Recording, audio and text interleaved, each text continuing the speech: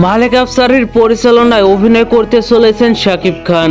James শিরোনামের action মুভিতে দেখা যাবে এই জুটিকে। এই তথ্যটি কতটুকু সত্য সেই সবের বিশ্লেষণ করব আজকের এই এপিসোডে। তো চলুন মূল গসিপে। শাকিব খানের আগামী ঈদ উল ফিতরের মুভি হতে চলেছে জেমস, যে সিনেমাটি পরিচালনা করবেন মালেক আফসারী, মাস্টার মেকার মালেক আফসারী।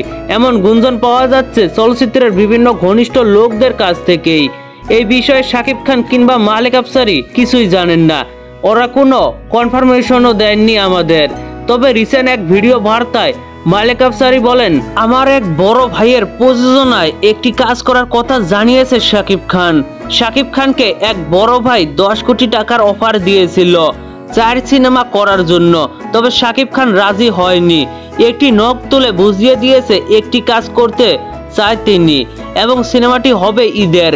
মালেক আফসারীর এই ভিডিও বার্তা থেকে এতটুকু ক্লিয়ার, বঙ্গ ভিডির পরিচালনায় নতুন কাজ হতে পারে শাকিব খানের। সেই সিনেমার পরিচালক কে হবে তা কিন্তু শিওর নয়। জানা যায় মালেক আফসারী এবং বঙ্গ ভিডির কর্ণধর গত 28 মে শাকিবের বাসায় গিয়ে এই অফার দেন।